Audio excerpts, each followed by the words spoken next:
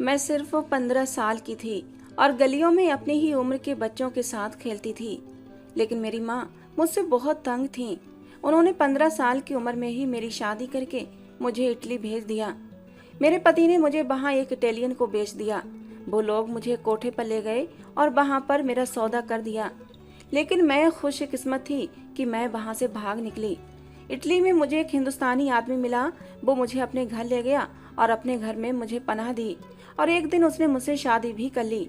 लेकिन शादी के बाद वो मुझे जिस जगह पर ले गया उस जगह को देखकर तो मेरे होश उड़ गए थे, क्योंकि वो जगह तो मेरा नाम पायल है। मैं अपने माँ बाप की इकलौती बेटी थी। मुझे शुरू से ही गली में बच्चों के साथ खेलने का बहुत शौक था। मेरा कोई अपना सगा भाई बहन नहीं था, इसलिए मेरा दिल घर पर कम ही लगता था। कुछ मेरी माँ का ध्यान भी मुझ पर कम था, मगर मुझे इस बात की कोई चिंता नहीं होती थी। मैं दोपहर से शाम ढले तक गली के आवारा बच्चों के साथ खेलने में समय गुजार देती थी। चिलचिलाती धूप में नंगे पांव गलियों में घूमती फिरती रहती थी। उन्हीं गलियों में दौड़ते भागते मेरे कद के साथ साथ मेरी उम्र भी बढ़ने लगी थी और मुझे इस बात का अंदाजा ही नहीं हुआ था। मैं अभी भी बचपन में जी रही थी। हालांकि मैंने बचपन से निकलकर लड़कपन में कदम रख दिया था, लेकिन अब भी बचपना मेरे अंदर कूट कूट कर भरा हुआ था। मैं 15 साल की हो चुकी थी और 16वें साल में कदम रख दिया था। मेरे साथ खेलने वाले लड़के भी कद में मुझसे ऊंचे होने लगे थे, लेकिन मेरी लापरवाही वैसी की वैसी ही थी। ना मुझे अपने कपड़ों का होश रहता और ना ही इस बात की परवाह कि मेरा अब इन लोगों के साथ खेलकूद करना सही नहीं है। मेरी माँ मेरी इस आदत से बहुत तंग थी। वो मुझे हर तरह से समझा समझा कर थक चुकी थी। प्यार से गुस्से से मार कर हर तरीका उन्होंने आजमा लिया था, लेकिन मेरे कान पर जूं भी नहीं रेंगती थी। जब माँ मुझे गुस्सा करती उस समय मैं चुपचाप अपनी माँ का गुस्सा सहती रहती, लेकिन जैसे ही माँ का गुस्सा कम होता मैं आंख बचाकर फिर से बाहर भाग जाती और वही मेरी शरारतें होती थीं और वही गली मोहल्ले के मेरे आवारा दोस्त होते थे। खेलते खेलते जब शाम हो जाती तो मेरी माँ मुझे ढूंढते ढूंढते गली में आती थी, क्योंकि मैं उन्हें धोखा देकर आती थी। उन्हें लगता था कि मैं कमरे में बैठी अपनी पढ़ाई कर रही हूँ, लेकिन जब उन्हें पता लगता कि मैं कमरे में नहीं हूँ, अपने आवारा दोस्तों के साथ निकल चुकी हूँ, तो वो मुझे ढूंढने के लिए निकल पड़ती थीं और मेरा कान पकड़कर मुझे घर के अंदर ले जाती। वो मेरी इस आदत से बहुत तंग आ चुकी थीं। मुझे बार बार समझाती कि शर्म कर पायल, कितना ऊंचा लंबा कद निकाल लिया है, फिर भी तेरी अक्ल घुटनों में है। कब तुझे समझ आएगी कि अब तू सियानी हो गई है, घर बैठा कर। और इतना ही तुझे शौक है खेलने कूदने का तो अपनी हम उम्र लड़कियों के साथ खेला कर। ये क्या कि तू गली के आवारा लड़कों के साथ कभी क्रिकेट खेल रही है तो कभी उनके पीछे भाग दौड़ कर रही है। लेकिन अम्मा की डांट का असर ना मुझ पर पहले कभी हुआ था और ना ही होने वाला था। अब भी जब मेरा मन होता दोपहर को खेलने निकल जाती, कभी बैट बॉल, कभी फुटबॉल, कभी पकड़म पकड़ाई। मैं लड़कों के साथ ही खेला करती थी, लेकिन अब मेरे साथ खेलने वाले लड़कों की नजरें मुझ पर बदलने लगी थीं। वो खेल के दौरान मेरे साथ उल्टी सीधी छेड़छाड़ कर जाते, जिस पर मैं बदहवास और परेशान हो जाती और जल्दी से घबराकर घर वापस आ जाती। कुछ देर के लिए तो मुझे ये सब हरकतें उन लोगों की बुरी लगती थीं। मैं सोचने लगती कि अब मैं उन लोगों के साथ नहीं खेलूंगी, लेकिन अगले ही दिन फिर से गली का कोई लड़का मुझे बुलाने आ जाता और मैं फिर उनके साथ गली में खेलने चली जाती। एक बार मैं सड़क पर खेल रही थी जब एक टैक्सी हमारे घर के सामने खड़ी हुई थी। उसमें से एक औरत और एक आदमी बाहर निकले थे। उनके साथ एक 24-25 साल का लड़का भी था, जो मेरे घर का दरवाजा खटखटा रहा था। मैंने उन्हें पहले कभी नहीं देखा था और ना ही मैं उन्हें जानती थी, इसलिए मिट्टी से सने हाथ और पैरों से उनके पास चली आई। इस वक्त मेरा हुलिया बहुत ही खराब था। मेरे कपड़ों पर भी मिट्टी लगी हुई थी और मेरा टॉप, जो कि कंधे से मेरे एक दोस्त ने खींचकर फाड़ दिया था, वो अब कंधे से नीचे लटक रहा था। लेकिन मुझे कोई परवाह नहीं थी इस बात की। उस लड़के ने मेरे ऊपर एक बहुत ही नापसंदीदा सी नजर डालकर फौरन से हटा ली। वो औरत भी मुझे नाक भौं चढ़ाए सर से पांव तक देखने लगी। तीनों लोग ही अपने पहनावे से बड़े ही अमीर लग रहे थे। उस आदमी ने टैक्सी ड्राइवर से सामान निकालने के लिए कहा। वो टैक्सी ड्राइवर टैक्सी की डिक्की से अटैची निकालने लगा। मैंने ये सब देखकर हैरत से कहा, कौन है आप लोग और मेरे घर किससे मिलना है? मेरी बात सुनकर उनके साथ आए आदमी ने मेरे पापा का नाम लिया था। कहने लगा, हमें महेश जी से मिलना है। मैंने कहा, पापा तो इस वक्त अपने काम पर होते हैं। मेरे मुंह से पापा सुनकर शायद उन्हें विश्वास नहीं आया था कि मैं उनकी बेटी हूँ। मेरा हुलिया ही कुछ ऐसा था।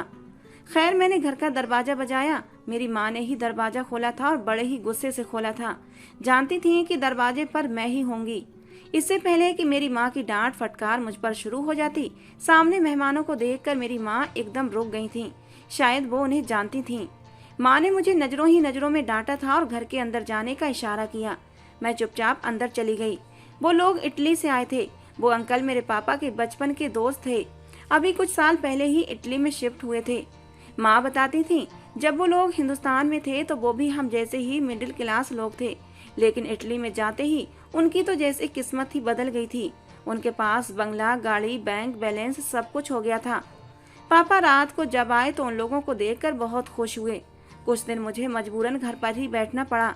माँ ने उन लोगों की मौजूदगी में मुझे घर से निकलने नहीं दिया था। मजबूरन मुझे उन लोगों के सामने खाना और नाश्ता भी रखना पड़ता था।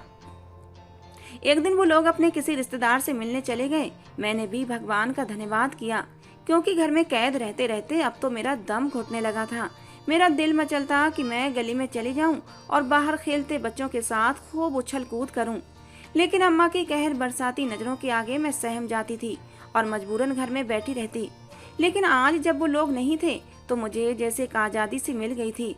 दोपहर को सोने के लिए जैसे ही अम्मा अपने कमरे में गईं, मैं जल्दी से दबे पांव घर से निकल गई। मुझे देखकर गली के वो आवारा लड़के बड़े खुश हो गए थे। अभी 1 ही घंटा उनके साथ खेलते हुए मुझे गुजरा था जब मुझे एक लड़के ने बताया कि मेरे पापा 3D गेम लाए हैं जो टीवी पर खेला जाता है। मुझे भी वो गेम देखना और खेलने का बहुत शौक हुआ।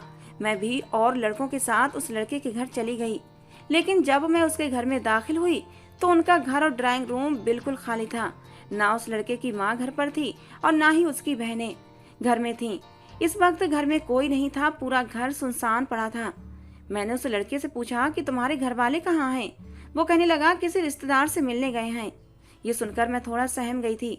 मैंने वापस जाने के लिए कदम बढ़ाए, लेकिन वो कहने लगा, अरे रुको तो सही पायल, कम से कम वो 3D गेम तो देखकर जाओ। ये कहते कहते उसके चेहरे पर एक कमीनगी सी मुस्कुराहट फैल गई थी। मैं पीछे हटने लगी। मुझे कुछ गड़बड़ का एहसास होने लगा था। पीछे हटते हटते मैं दूसरे लड़के से टकराई थी। मुझे नहीं मालूम था कि वो बिल्कुल मेरे पीछे खड़ा था। मैं पीछे पलटी तो वो लड़का भी मुझे अजीब सी नजरों से देख रहा था। ये 3 लड़के थे। मुझे पहली बार इस बात का एहसास हुआ कि मुझे अकेले यहाँ नहीं आना चाहिए था। यहाँ आकर मैंने गलती की है। मैं वापस जाने लगी तो उसी लड़के ने मुझे बाजू से पकड़ लिया और मुझे कमरे में ले जाने लगा। मैं उससे अपना बाजू छुड़वाने लगी कि मुझे तुम्हारे साथ कमरे में नहीं जाना, मेरा हाथ छोड़ो, मुझे घर जाना है। लेकिन वो नहीं माना, मुझे घसीटते हुए कमरे में ले गया। मैंने बहुत चाहा कि उससे अपना हाथ छुड़ा लूं, लेकिन मेरे लिए ये मुमकिन नहीं था। मैं अकेली थी और वो 3 हट्टे कट्टे लड़के थे। मेरी उम्र सिर्फ 16 साल थी और वो उम्र में 18-19 साल के थे। वो लड़का मेरी इज्जत को बर्बाद करके जा चुका था। कमरे से बाहर चला गया, उसके बाद दूसरा लड़का और फिर तीसरा मेरी जिंदगी बर्बाद कर चुके थे। अब मुझ में इतनी भी हिम्मत न थी कि मैं खुद से चल फिर सकती। मेरी आंखों से आंसू बह रहे थे। वो तीनों लड़के मुझे डराने धमकाने लगे कि अगर तुमने किसी से भी कुछ भी कहा तो तुम पर ही झूठा इल्जाम लगाकर तुम्हें ही झूठा साबित कर देंगे। मैं अपने बेजान शरीर के साथ मरे मरे कदमों से बाहर निकली थी। पूरी गली में सन्नाटा था। मैं अपने घर के खुले दरवाजे के अंदर दाखिल हुई तो सामने ही मेरी माँ खड़ी थी। मेरी बिखरी हालत देखकर उनके चेहरे की रंगत उड़ी थी। वो तेजी से भागती हुई मेरी तरफ आई थी। मेरे पास आई, मेरे बहते आंसू देखकर मुझसे पूछने लगी, पायल क्या हुआ है? लेकिन मेरे पास तो बोलने के लिए शब्द ही कहाँ थे कि मैं उन्हें अपनी बर्बादी की दास्तान सुनाती। मैं अपना सब कुछ गवा चुकी थी। माँ की बात न मानने का नतीजा था जो मैं भुगत चुकी थी। काश ये बात दिमाग में पहले बिठा लेती तो आज मेरी इज्जत मेरे पास होती, लेकिन मैंने अपनी मनमानी की थी और अपना सब कुछ खो चुकी थी। अगले ही पल मैं उनके गले लगकर फूट फूट कर रोने लगी। वो मुझे कमरे में ले गईं। मैंने रोते हुए उन्हें सब बता दिया। मेरी बात सुनकर मेरी माँ चीखें मारने लगी, अपना सर पीट पीट कर रोने लगी। कहने लगी, ये तूने क्या कर दिया पायल? साथ ही साथ वो मुझे कोसे जा रही थी। कहने लगी, मैं तुझे कितना मना करती थी कि मत जाया कर बाहर। तू मासूम है, नादान है, लोग तेरी मासूमियत का फायदा उठा लेंगे। आज का जमाना बहुत खराब है। ऐसा जमाना नहीं है कि जवान लड़की बाहर निकल कर लड़कों के साथ खेले, वो भी गली के आवारा लड़कों के साथ। लेकिन तूने मेरी एक न सुनी। तेरे बाप को अगर ये पता चल गया तो वो मुझे ही जान से मार डालेगा कि मैंने तेरा ख्याल नहीं रखा। मैं गुमसुम होकर सब कुछ सुनती रही। मुझे नहीं पता था कि समय कभी मुझे जिंदगी की ये कड़वी हकीकत भी दिखाएगा। बचपन साथ गुजारने वाले मेरे साथ ही घिनौना खेल भी कर जाएंगे। मैं तो बचपन से ही उन लड़कों के साथ खेलती आ रही थी, इसीलिए मैं उन पर पूरा पूरा विश्वास करती थी। लेकिन मुझे नहीं पता था कि उन लड़कों के अंदर भी एक भेड़िया छुपा हुआ है जो मौका देखते ही मुझे नोच डालेगा। मेरी माँ मेरी फूटी किस्मत पर रो रही थी कि तभी बाहर के दरवाजे पर दस्तक हुई। मेरी माँ ने अपने आंसू पोंछे और मुझसे बोली, खबरदार जो तूने ये बात अपनी जबान पर लाई, किसी से कुछ मत कहना। ये कहकर वो मेरे कमरे से बाहर निकल गई। मैं अपनी गलती और अपनी माँ की बात ना मानने पर जितना पछताती उतना ही कम था। लेकिन मेरी आजमाइशें यहीं पर खत्म नहीं हुई थीं। 2 दिन तक मैं बुखार में पड़ी रही। मुझे अपने आप से ही नफरत होने लगी थी। अब मैं हर वक्त रोती रहती थी। मेरी माँ मेरा बहुत ख्याल रखती थी, पापा भी मेरा बहुत ख्याल रखते। उन्हें यही लगता था कि मुझे बुखार है तो कभी मेरे लिए फल लाते और खुद काट कर मुझे खिलाते। मुझे खुद पर अफसोस होने लगा था कि क्यों अपनी माँ की बात को मैंने इतना गैर जरूरी समझा था। पापा के दोस्त अब तक यहीं थे। मैं जब कुछ ठीक हुई तो घर के काम काज में माँ का हाथ बटाने लगी थी। उन्हीं दिनों पापा के दोस्त ने अपने बेटे के लिए मेरा रिश्ता मांग लिया। मेरे पापा कहने लगे, अभी तो पायल बहुत छोटी है, अभी हम इसकी शादी नहीं कर सकते, अभी इसकी उम्र ही क्या है, 16वें साल में कदम रखा है इसने। लेकिन पापा के दोस्त कहने लगे कि अभी मंगनी कर देते हैं, बाद में शादी कर लेंगे। लेकिन मेरी माँ ने मेरे पापा को राजी कर लिया कि अच्छे रिश्ते रोज रोज नहीं मिलते और मंगनी की कोई अहमियत नहीं होती। आज ये लोग मंगनी कर लें और हमारी बेटी इनके लड़के के नाम पर बैठी रहे, और कल को इनके लड़के को कोई और लड़की पसंद आ जाए तो ये रिश्ता तोड़ देंगे, क्योंकि मंगनी का रिश्ता बहुत ही नाजुक होता है। रिश्ता अच्छा है, इसीलिए मैं तो कहती हूँ जो कुछ करना है अभी के अभी कर देते हैं, चट मंगनी और पट बिहा। जब ये बात मैंने सुनी तो मैं खूब रोई थी। मैं अभी शादी नहीं करना चाहती थी। मैंने तो कभी शादी के बारे में सोचा ही नहीं था। मैंने तो कभी अपनी जिंदगी को भी सीरियस नहीं लिया था। हर वक्त मौज मस्ती करती रहती थी, पढ़ाई पर भी ज्यादा ध्यान नहीं देती थी। 9th क्लास पास करने के बाद अब 10th क्लास में एडमिशन लेने ही वाली थी कि ये कांड मेरे साथ हो गया था। मैंने रो रो कर अपनी माँ से कहा कि मैं आप लोगों को छोड़कर कहीं नहीं जाऊंगी, मुझे यहीं आप लोगों के साथ रहना है। लेकिन मेरी माँ कहने लगी, जो कुछ तुम्हारे साथ हो चुका है, अगर इस बात की जानकारी मोहल्ले में किसी को हो गई तो तुम बदनाम हो जाओगी, फिर कोई भी तुमसे शादी नहीं करेगा। इसलिए भलाई इसी में है कि तुम चुपचाप खामोशी से विदा होकर अपनी ससुराल चली जाओ। और खबरदार जो ये बात अपने मुंह से निकाली, ये एक हादसा समझकर भूल जाना और अपनी नई शादीशुदा जिंदगी में आगे बढ़ना। एक बार अपनी माँ की बात ना मानकर मैं बहुत बड़ी सजा भुगत चुकी थी, इसलिए मैं अब और कोई गलती नहीं करना चाहती थी। माँ के समझाने पर मैं भी खामोश हो गई। खैर, मेरी शादी बहुत ही सादगी से पापा के दोस्त के बेटे से हो गई। उसका नाम जागृत था। मेरे पापा ने मेरी शादी और दहेज के लिए जो भी पैसे इकट्ठे कर रखे थे वो सब अपने दोस्त के हाथ में दे दिए। कहने लगे, इटली जाकर मेरी बेटी जो जो पसंद करे वो उसे खरीद कर दे देना। जिस दिन मेरी शादी हुई थी उसके अगले दिन ही मेरी विदाई भी हो गई। रात की फ्लाइट से ही हम लोग इटली के लिए रवाना हो गए थे। मेरे लिए यहाँ का माहौल बहुत अलग था, देश अजनबी था। फिर जो चोट मैं खाकर यहाँ तक पहुँची थी, मेरी सारी शौखी और चंचलपन खत्म हो चुका था। जागृत भी अपने आप में रहने वाला लड़का था। हमारे बीच वो मोहब्बत, वो प्यार ना था जो कि आम तौर पर पति पत्नी के बीच में होता है। पहली रात ही उसने मुझसे कह दिया कि देखो, तुम अभी बहुत छोटी हो और मुझे बिल्कुल भी पसंद नहीं हो। तुम मेरे माँ बाप को पसंद थी और उन्होंने जल्दबाजी में मेरी शादी तुम्हारे साथ कर दी। तुम मेरी पसंद नहीं हो, इसलिए मुझसे कोई भी उम्मीद मत रखना। हालांकि उसने मुझसे रिश्ता बनाया था, अपना हक भी वसूल किया था और करवट लेकर सो गया था। मैंने भी सोचा था शायद समय के साथ साथ वो मुझसे मोहब्बत करने लगेगा। जिस घर में मैं ब्याह कर आई थी वो एक छोटा सा फ्लैट था। हालांकि मेरे ससुर और सास मेरे घर वालों के सामने यही कहते थे कि उनका एक बड़ा सा बंगला है और वो लोग बहुत अमीर हैं, लेकिन सच तो कुछ और ही निकला था। मेरी शादी को कुछ ही दिन गुजरे थे कि एक दिन जागृत मुझसे कहने लगा कि तुम शाम को तैयार रहना, मैं तुम्हें अपने शहर की सैर करवाने के लिए ले जाऊंगा। आज तो जागृत का मूड भी अच्छा लग रहा था, मैं भी खुश हो गई। मेरी सास ने मुझे एक खूबसूरत सा ड्रेस दिया था, कहने लगी अच्छे से तैयार होकर जाना। मैं भी खूब दिल लगाकर तैयार हुई थी। शाम को जागृत के साथ चली गई। उसने मुझे पूरा दिन शहर की रंगीनियां दिखाई थी। रात का खाना खिलाने वो मुझे एक अच्छे से होटल भी ले गया था। मैं बहुत खुश थी। मैं सोच रही थी मेरी जिंदगी में भी अब सुकून आ चुका है, लेकिन शायद मैं इतनी खुश नसीब ना थी।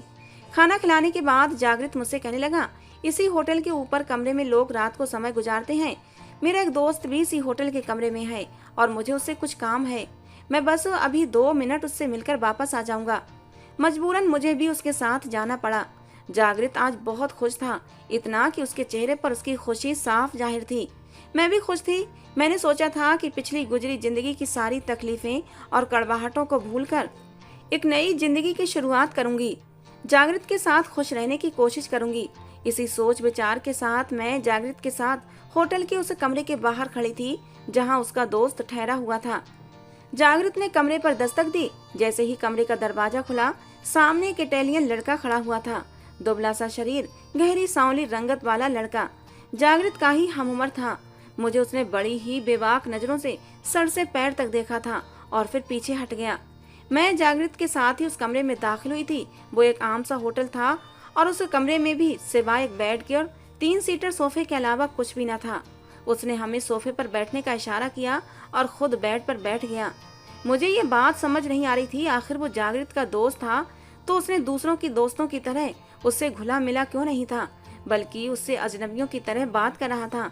ना ही जागृत उसको देखकर खुश था और ना ही वो लड़का जागृत को देखकर खुश हुआ था कि जैसे पुराने दोस्त आपस में गले मिलकर एक दूसरे से मोहब्बत का इजहार करते हैं, ऐसा कुछ भी नहीं हुआ था।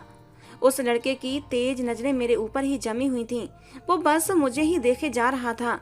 उसकी ऐसी बेबाक नजरें मुझे अपने शरीर पर आर पार होती महसूस हो रही थीं। मैं इस कदर उलझन का शिकार थी कि जागृत से कह दूं कि मुझे यहाँ से वापस ले चलो। मैं पूरी की पूरी जागृत के साथ लग गई थी। मैंने कुछ महीने पहले जो दर्द अपने शरीर पर सहा था, वही हवस मुझे उस लड़के की नजरों से महसूस हो रही थी। मुझे लगा मैं फिर से उसी तकलीफ से गुजरने वाली हूँ। मेरे होश तो उस समय उड़े जब उस लड़के ने जेब से पैसे निकाल कर जागृत की गोद में फेंके। न जाने वो लड़का अपनी जबान में क्या कह रहा था, मुझे बिल्कुल भी समझ नहीं आया था, लेकिन मेरा दिल बुरी तरह से धड़क रहा था। मेरी छठी हिस्स मुझे खतरे की घंटी सुना रही थी। जागृत की आंखों में नोट देखकर चमक उभर आई थी। जागृत ने पैसे पकड़े और खड़ा हो गया। मैं भी उसके साथ खड़ी हो गई और उसे मजबूती से बाजू से पकड़ लिया। न जाने मेरे अंदर कैसा अनजाना सा डर बैठा हुआ था, लेकिन अगले ही पल उस इटालियन लड़के ने बड़े ही बेशर्म अंदाज से मेरा हाथ पकड़कर मुझे जागृत से पीछे किया था। फिर टूटी फूटी हिंदी में कहने लगा, तुम अब हमारा है, हमने तुम्हारा पैसा भरा है। ये शब्द मेरे दिल को तड़पाने के लिए काफी थे।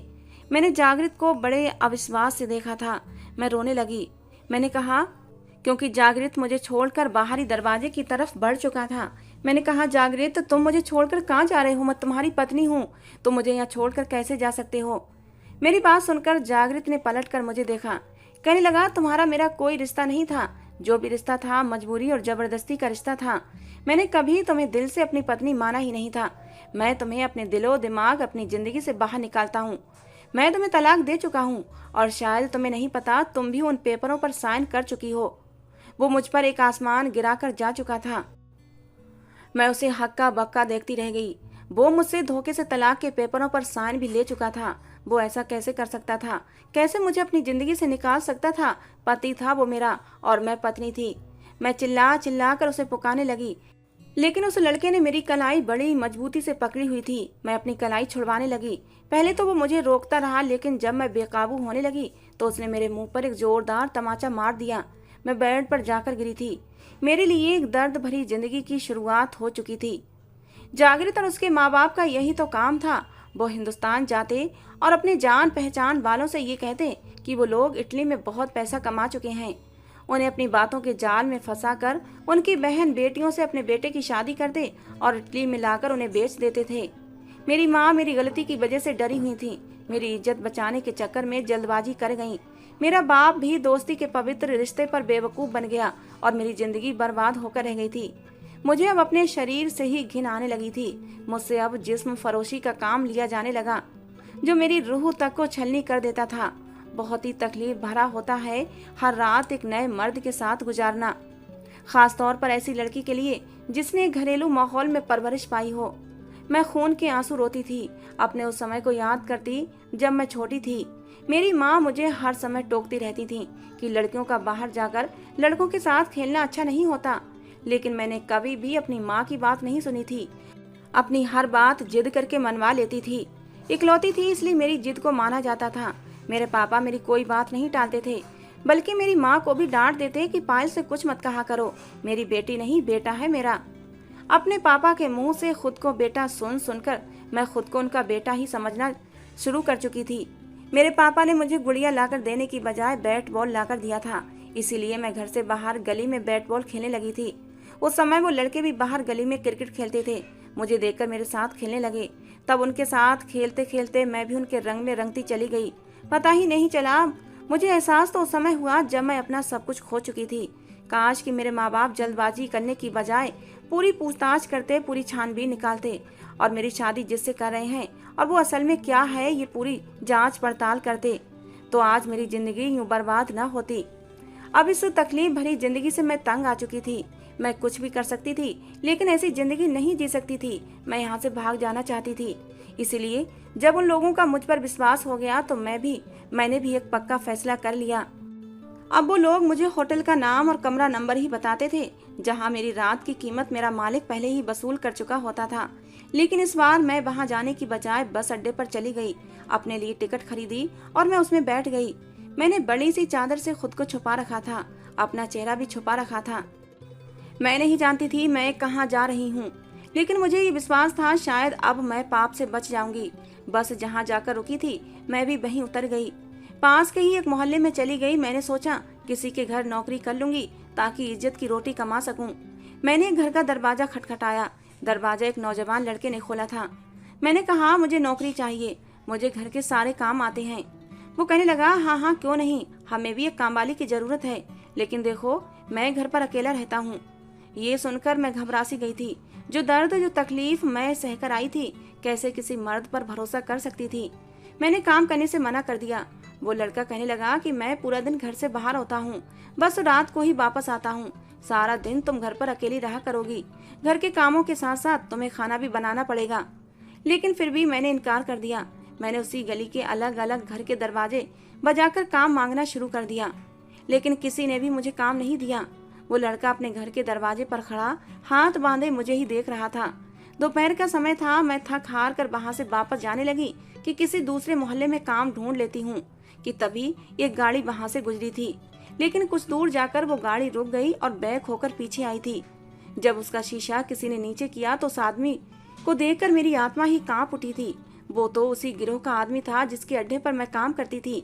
शायद वो लोग मुझे ही ढूंढते हुए यहाँ तक पहुँचे थे। मैं खूबसूरत थी, कम उम्र थी। ग्राहक मुझे देखते ही पहली नजर में ही पसंद कर लेते थे। उनके लिए मैं सोने का अंडा देने वाली मुर्गी थी। वो कैसे मुझसे हाथ धो सकते थे। इससे पहले कि वो लोग मुझ तक पहुंचते और गाड़ी में बिठाकर अपने साथ उसी गंदी जगह पर ले जाते, मैं वहां से भागने लगी। उस वक्त एक ही घर का दरवाजा खुला था जहां वही नौजवान लड़का खड़ा था और मुझे ही देख रहा था। उसने जब मुझे इस तरह भागते देखा तो मुझे अपने घर आने के लिए कहने लगा। मैं भागकर उसके घर चली गई। मुझे यूं बदहवास देखकर मुझसे पूछने लगा कौन है ये लोग, क्योंकि वो गाड़ी भी अब वही उसी के घर के दरवाजे के पास तक पहुंच चुकी थी। मैं रोने लगी। मैंने कहा भगवान के लिए मुझे बचा लो, ये लोग मुझसे जबरदस्ती गलत काम करवाते हैं। मेरी बात सुनकर उसने मुझे घर के अंदर जाने का इशारा कर दिया और खुद घर से बाहर निकलकर दरवाजा बंद करके चला गया। मैं नहीं जानती थी उस लड़के ने उन लोगों को क्या कहा और क्या नहीं, लेकिन वो लोग जा चुके थे। वो लड़का जब अंदर दाखिल हुआ तो कहने लगा अब आप निश्चिंत रहें, ये लोग आपको परेशान नहीं करेंगे। मैंने कहा कि मुझे कहीं नहीं जाना, मैं यहीं काम कर लूंगी। मुझे यही डर था अगर मैं बाहर गई तो वो लोग मुझे पकड़ लेंगे। वो लड़का एक हिंदुस्तानी लड़का था और बहुत ही शरीफ इंसान था। दिन भर वो घर से बाहर रहता था और मैं पूरा दिन घर के काम करती रहती। रात को उसके आने से पहले खाना खाकर अपने कमरे में चली जाती, कमरा भी अंदर से बंद कर लेती। मुझे मर्दों से डर लगने लगा था, लेकिन उस लड़के ने मुझे कुछ भी नहीं कहा था, मुझसे बात भी नहीं करता था, बस अपने काम से काम रखता। एक दिन सुबह उठी तो अपने काम पर नहीं गया था, अपने कमरे में करहा रहा था। मुझे लगा शायद बीमार है, इसलिए उसके कमरे में चली गई। देखा तो वाकई अपने बेड पर लेटा करा रहा था। मैंने उसके लिए नाश्ता बनाया और उसे दवा खिलाई। मैं उसकी सेवा करती रही। जल्दी ही वो ठीक हो गया था। एक दिन कहने लगा पायल तुम मुझे अच्छी लगती हो, मैं तुमसे शादी करना चाहता हूँ क्योंकि तुम एक बहुत ही अच्छी लड़की हो। उसकी बात सुनकर मेरी आंखों में आंसू आ गए। मैंने कहा नहीं, ऐसा नहीं हो सकता, तुम एक बहुत ही अच्छे पढ़े लिखे इंसान हो, मैं तुम्हारे काबिल नहीं हूँ। मैंने रोते हुए उसे अपनी सारी कहानी सुना दी। उसने अपने हाथों से मेरे आंसू साफ किए। कहने लगा, गलत तुम नहीं, गलत वो लोग थे जिन्होंने तुम्हारे साथ गलत किया। अगर तुम अपनी मर्जी से ये काम करती तब तुम मेरे काबिल नहीं थी, लेकिन तुम एक बहुत ही अच्छी लड़की हो। तुम्हारे साथ जबरदस्ती की गई थी, तुम्हारी इसमें कोई गलती नहीं थी।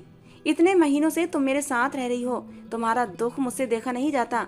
मैं महसूस करता हूँ जैसे तुम हर वक्त रोती रहती हो। तुम्हें भी खुश रहने का हक है। मैं तुम्हें खुशियाँ देना चाहता हूँ।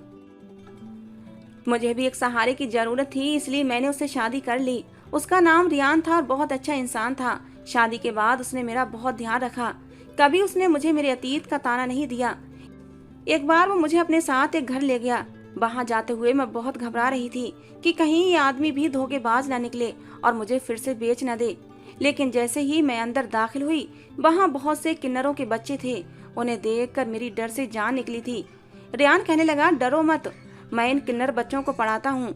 असल में तो मैं एक पुलिस ऑफिसर हूँ और मैं उस गिरोह को पकड़वा चुका हूँ जो उस दिन तुम्हें पकड़ने आए थे। और जहाँ तुमसे जिस्म फरोशी कराई जाती थी, वो पूरा का पूरा गिरोह पकड़ा गया है। फिर कहने लगा कि इसीलिए मैं पूरा दिन घर पर नहीं होता। मैं पहले अपनी ड्यूटी देता हूँ, उसके बाद इन बच्चों को पढ़ाता हूँ। मैं इन्हें पढ़ा लिखा कर एक अच्छा आदमी बनाना चाहता हूँ। रियान की बात सुनकर मैं खुश हुई थी कि मुझे इतना नेक सभ्य संस्कारी पति मिला था। इसके अलावा वो मुझसे प्यार भी बहुत करता था और मुझे अपनी जिंदगी में क्या चाहिए था। शायद भगवान ने मुझसे मेरी तकलीफों और दर्द का मुझे फल दे दिया था जो इतने सालों से मैं सह रही थी। अब मैं भी रियान के साथ उन बच्चों को पढ़ाने लगी थी ताकि वो बच्चे गली और मोहल्ले में नाचने के बजाय इज्जत से कमाएंगे। मेरी जिंदगी की सारी तकलीफें, सारे दर्द खत्म हो चुके थे। मैं रियान के साथ बहुत खुश थी। दोस्तों, आज की हमारी ये कहानी आपको कैसी लगी जरूर बताना। पसंद आई हो तो प्लीज लाइक करना। दोस्तों, कहानी को लेकर अपनी राय जरूर दिया करें जिससे कि हमें पता लगे आपको हमारी कहानी पसंद आती है या नहीं। कहानी को पूरा अंत तक सुनने के लिए आप लोगों का बहुत बहुत धन्यवाद। दोस्तों, मिलते हैं अगली किसी नई कहानी के साथ।